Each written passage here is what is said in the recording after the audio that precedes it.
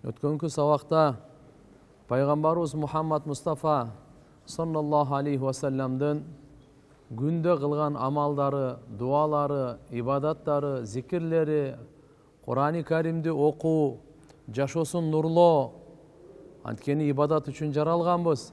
Дайыма жараткан Алла Тааланы эстен чыгарбай, Алланын неаматтарында шүгүрчүлүктө кемчилдик кетирбей, Аллага баш ийип, жакшы көрүп, тыйгандан тыйылып, коркуп жашоону өткөргөнгө аракет кылайлы.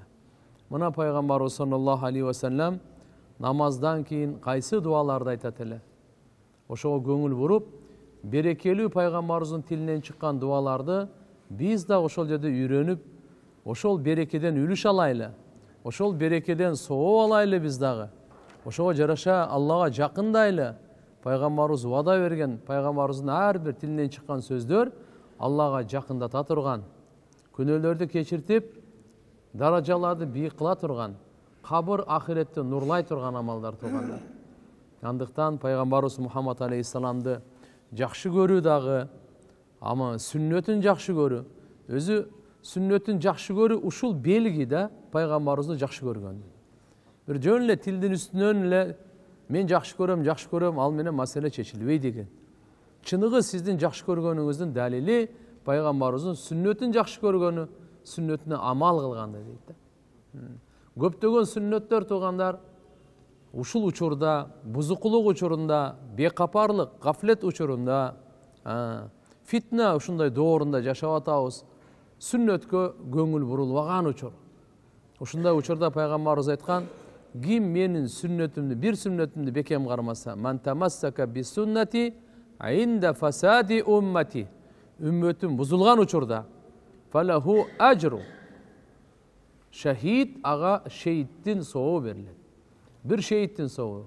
Бир риваятта келет: фалаху ажру миати шахид, 100 шейиттин сообу берилет. Ошон үчүн мынакей күн сайын 5 убакыт намаз окуйбуз, намаздан кийинки дуалар боюнча.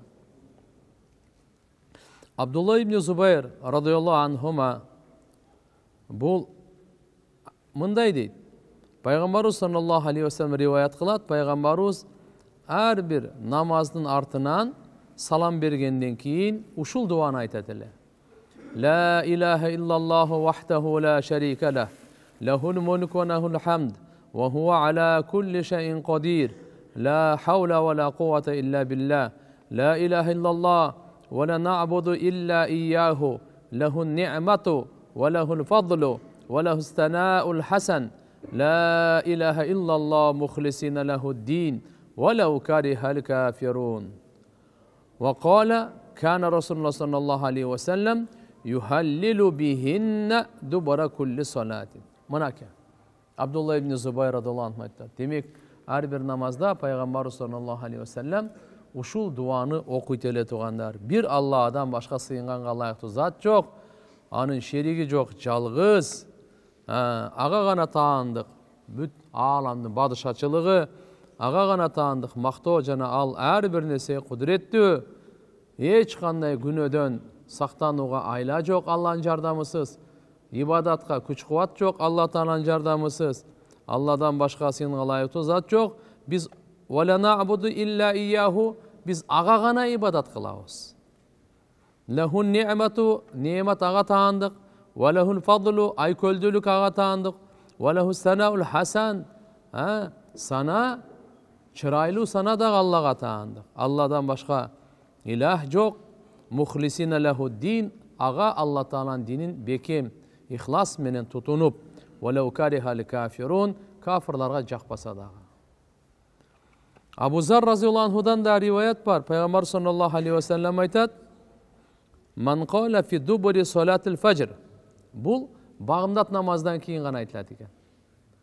Кээ бир зикирлер бар 5 убакыт намазга тиешелүү. Кээ бир зикирлер бар туугандар шам намаздан кийин, кээ бири асырдан кийин гана, кээ бири багымдат намаздан кийин. Бул багымдат намаздын фарызынан кийинки тиешелүү. Ва хува станин риджлай, ошол аттахиятта отурасыз го, чөк түшүп, ошол ойдон отуруп, кабла аятакаллам, эч бир нерсе менен сүйлөбөстөн туруп, قال так не дейткен: لا إله إلا الله وحده لا شريك له له الملك وله الحمد يحيي ويميت وهو على كل شيء قدير 10 مرات 10 жолу айтат экен. Багымдаттан кийин ошо аттахиятта отурган боюнча малдашты окуган эмес, же туруп кеткенге чейин, же башка сөздү сүйлөгөнгө чейин ушу дуаны 10 жолу ла зикирди. لا إله إلا الله وحده لا شريك له له الملك وله الحمد يحيي ويميت берди. يحيي ويميت дегенди айтасыз. Кээ бир риваяттарда бар, биядихил хайр бар. Бирок мына риваят Тирмизи шарифте, Насаида биядихил хайр. Бул болсо Тирмизи шарифте ушул эле келет. يحيي ويميت وهو على كل شيء قدير. Канча? 10 жол. Буну соогандай экен. Кутибат лаху ашру хасанат, 10 сооп жазылат ага. ومحيت عنه 10 سيئات, андан 10 күнөө кечирилет. ورفع له 10 درجات, анын 10 даражасы бийик көтөрүлөт. وكان يومه ذلك كله في حرز من كل مكروه. Ошол күнү бардык жамандыктан сак болот дейт. Заман бардык жамандыктан, адамга жагымсыз ушундай иштерден барына сак болот. وحرس من الشيطان, шайтандан дагы бул сак болот деген. Сакталат деген шайтандан да. وَلَمْ يَنْبَغِي لِدَمْ أَيُّدْرِكَهُ فِي ذَلِكَ الْيَوْمِ إِلَّا شِرْكْ بِاللَّهِ. Ошол күнү эч кандай күнөө ага жетпейт ширктен башка. Мындай дегени зыян бербей деген ага ширктен башка.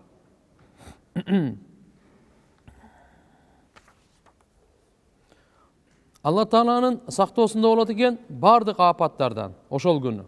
Шайтандан وحفظ من الشيطان, шайтандан да бул сак болот экен. ولم ينبغي لذنب أن يهلكه ويبطل عمله في ذلك اليوم. Бул дегени бир күнөөнүн себебинен ал жок болуп же амалы текке кетпейт экен да, ширктен башка. Ширк эле келтирбесе ошол күнү ылдыйодо күнөө болуп калса амалы текке кетпейт дейт. Ал тамам текке кетпейт дейт. Анткени бул ошо таухид калимасы менен өзүн Алла Тааланын амандыгына киргизди. Алланын чепине киргизди.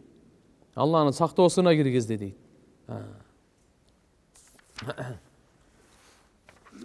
Андан кийинки риваят Абу Айюб Ансари радиаллаху анхудан пайгамбар саллаллаху алейхи ва саллям айтат: "Ман кала ида асбаха", ким таң аттырса ушу сөздү айтса, "Ла илаха иллаллах вахтаху ла шарика лахул мулк ва лахул хамд ва хува ала кулли шайин кадир".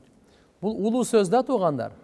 Ла илаха иллаллах вахтаху ла шарика лах лахул мулк ва лахул хамд ва хува ала кулли шайин кадир. Пайгамбарыбыз айтат: "Мен жана менден мурдагы бардык пайгамбарлардын зикири ушу болчу" дейт. Элестетиңиз, бардык улуу заттардын бардыгы ушул зикирди кылып кетишкен экен. Ошон үчүн намаздан кийин ар учурда, ажылыкта дагы ушул зикир айтылат, Арафат тоосунда ушул зикир айтылат, кайра айтылат. Жами зикири да бул. Кээ бир жерде 10 жолу, кээ бир жерде 1 жолу, кээ бир жерде андан дагы көп. Ушуну айтса дейт ашра маррат таң атканда. Бул же баягы багымдаттан кийин эле го. 10 жолу kunna lahu bihinna 10 hasanat wa muhiya anhu bihinna 10 sayyiat wa rufi'a lahu bihinna 10 darajat. 10 sooп жазыла берет, 10 күнөө кечириле берет, 10 даража бийик көтөрүлө берет. Wa kunna lahu adlu itaqati 4 riqab. Жана ушу 10 жолу айтканыңыз 4 кулду азат кылганга тең сооп болот экен. Бир адам кул сатып алып, базардан анан боштондукка, азатлыкка чыгара турган болсо, канча сооп болот? Канча чоң иш кылган болот? Мурунку заманда кулдар бар учурунда базарда сатылчу, сатылып алынат эле, кадимкидей малдай эле да. Ислам келип, ушулардын бардыгын жойду да. Пайгамбарыбыздын доорунда дагы ушундай. Адамдарды кул кылып алган эле. Келип ана пайгамбарыбыз айтты: "Ким ушу Алланын жолуна, Алланын ыраазычылыгы үчүн бир кулду азат кылса, Алла буну дозоктон азат кылат" деди. Кимдин кулдары болсо, исламга чейинки да түшүнбөгөндөр, алар чекеден азат кыла баштады. Чекеден азат кыла баштады мына. Эми бул жерде бул соопторду айтат. 4 кулду азат кылгандын сообу канча болсо, мына ошол 10 жол айтсаңыз, сиздин сообуңуз ошончо болот экен тугандар. Wa kunna lahu harasa min ash-shaytan hatta yumsiya. Эрте менен айттыңыз, кечкенге чейин шайтандан саксыз дейт. Саксыз дейт. Wa man qala hunna idha salla al-maghrib dubara salatihi ким шам намаздан кейін айтып қоя тұрған болса ушуну, анда фамису залик хатта юсбиха, кудду ушу саваптар жазыла берет, жана ал сак болот таң атканга чейин. Демек 10 савап, 10 күнөө кечирилет, 10 даража көтөрүлөт, жана 4 кулду азат кылгандын сообу жазылат. 5-инчиси таң атканга чейин шайтандан сак болот. Абу Хурайра радыйаллаху анху риваят бар, айтат сахабалар: "Қалу я Расулаллах, дахаба ахлу дусур бид-даражат ва наимил муқим."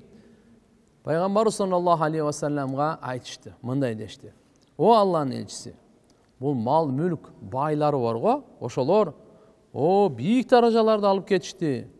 Түбөлүктүү нематка жетип кетишти. Ва кайфадак, бу кандай болот?" Алар да кандай деп пайгамбарыбыз айтса, алар айтышты: "Қалу саллау кама саллайна." Биз кандай намаз окусак, байлар деле ошондой бизде эле намаз окушту. "Ва жахаду кама жахадна." Биз Аллахтын жолунда кандай газат кылсак, алар деле ошондой газат кылышты. "Ва анфaqu min fuduli amwalihim wa laysat lana amwal." Жана алар өзүнүн мал мүлктөрүнөн да Аллахтын жолунда сарпташты, биздин мал мүлктөрүбүз жок эле дейт. Пайгамбарыбыз айтты мындай деп: "Афала ухбирукум би амрин тудрикуна ман кана qaблакум ва тасбиқуна ман жаа баъдакум ва ла яъти ахадун бимисли ма жиътум бихи илля ман жаа бимислихи тусаббихуна фи дубури кулли салатин 10 ва тахмадуна 10 ва тукаббируна 10." Мен силерге кабар берейин ушундай бир амал тууралуу. Эгер силер ошону кыла турган болсоңор, анда силерден мурдагы өткөндөрдүн даражасына жетесиңер. Жана силерден кийинкилер силерге жетпейт. Силерден оза албайт. Жана вала яти ахадун бимисли ма жиътум бихи, силер кылган амалдай бирөө дагы ал даражага жетпейт. Илля ман жаа бимисли, ким бирок ошол амалды кылса, ал анда ал деле тең болот. Ал амалды кылбаса, силерге жетпейт. Ал эмне экен десе, ар бир намаздан кийин 10 жолу субханалла деп кой, 10 жолу алхамдулилля деп кой, 10 жолу Аллаху акбар деп кой. Караңыз тугандар, Пайгамбар саллаллаху алейхи ва саллям кээ бирде 33-тө кетип атат, кээ бирде 34-төн кетип атат, кээде 10, риваяттарда келет 11, ар түрлүү. Булардын бардыгы эмне себептен десе, бул абалдын себеби. Кээде өтө катуу ооруп калды, зикирге күчү жетпей калды, жосу өтө шашып калды. Ушул учурларда 10, ушул учурларда 11 мынакей. Болбоду дегенде. А берки учурларда, мисалы караңызчы, кандай ушу эч бир учурда амалды таштабай тургандай кылып туруп Пайгамбарыбыз саллаллаху алейхи ва саллям ушундай мүмкүнчүлүк берип бизге айтып койгон да туугандар. Өзү мухажир кембагалдар келген экен. Ошолор анан айткан экен, мына байлар болсо бизден өтүп кетти, эми биз кантип жетебиз дегенде, мына ушуларды зикирлерди кылла. А эгерде байлар да ушул зикирлерди кылсачы дейт. Андай болсо эми Аллахтын айкөлдүүлүгү кимге канчалык берсе, ал өзү билет деп коет да. Атак мына зикир аркылуу силер алардан аша аласыңар деп мынакей. Пайгамбар ошондой айткан: "Далика фадлуллах юатихи ман яша." Ал эми Аллахтын айкөлдүүлүгү кимге кааласа Алла субханаху ва таала бере берет деп. Кимге кааласа Алла таала маны көбөйтүп бере берет деп. Демек мына жерде эгерде ушул зикирди бекем кармансаңар, силерден мурдагы өтүп кеткен го, ошолордун сообуна жетесиңер. Мал мүлкү менен силерден өзгөчөлөнүп садака кылгандар бар эле го, ошолордун сообуна жетесиңер ушу зикир менен. Жана силер ушуну бекем кармай турган болсоңор, силерден кийин келе тургандар бар, мына ошолордон да өтүп кетесиңер деди. Жана бирөө дагы силерге жетпейт, бир гана жол, ошо силер кылган амалды кылса гана жетиши мүмкүн. Башка жол жетиши мүмкүн эмес. Урматтуу туугандар, жараткан Алла таала баарыбызга тоофик берсин. Мен бүгүн өтө зарыл эмен бар, жолугушум бар эле. Туугандар, иншалла, ошого мен барганга азыр уруксат этиңиздер, барайын. Иншалла, ата кенен эле отурат элек, буюрса иншалла кийинки сабактарда Рамазан боюнча фазилет жакындап калат, анын бардыгын иншалла айтып беребиз. Азыр иншалла аракет кылыңыздар, ошо зикирге отургула. Эң жакшы азыр алхамдулилля баарыңыздарда мүмкүн болушунча эмелерди, саптарды алып, акырын азыр ушунча күндөн бери зикирди айтып атабыз.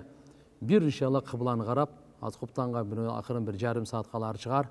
Ошого карап туруп иншалла нары бери неме кылбай тасбih азыркыларды жүздөн субханаллахи валхамдулиллахи ва ла илаха иллаллах валлаху акбар ва ла хаула ва ла куввата илля биллах Bunu ise 100 жолу туғандар. Анан кейін пайғамбарымыздың салаваты бар. Аллахумма салли ала Мухаммад. Жол болсамна Аллахумма салли ала Мухаммад ва ала али Мухаммад кама саллайта ала Ибрахим ва ала али Ибрахим иннака хамиду маджид. Bunu 100 жолу. Анан астагфируллаха ва атубу илейх. Bunu 100 жолу. Көптен бері иншалла менде бір ойым бар эле, бір күні барыбыз кичине сабак кылып туруп, кыбланы карап зикир кылайлы депчи. Жөн уктук, айттык, кеттик, уктук, айттык, кеттик. Жок, буну эме кылбай, кичине амалга. Кандай дейсиңер? Туурабы? Иншалла кичине бир ошондон амалга. Анан кийинкinde акырын барып туруп иншалла Куранга, кыраатка эме кылып, азыр баарыңыздардан суранчы Алланын ыраазычылыгы үчүн иншалла ошо саптарды бекем алайлы дагы. Акырындан азыркы зикирлер көтөр. Кимдин тасписи жок болсо эчтеке эмес. Мына кол менен эле. 33 бар го. Ушуну 3 жолу кылса, бул 1 жолу бул жактан кайра келсеңизде 100 болот. Ушулардан кылып туруп иншалла. Андан кийин аны дуа кылайлы, өзүбүзгө, ата-энебизге, бир туугандарыбызга, бала чагабызга, бүткүл үммөткө, мамлекетибизге дуа кылайлы. Макулбу? Мен өтө зарыл ишим чыгып калды. Мен силерден кечирим сурайм дагы бир жолу.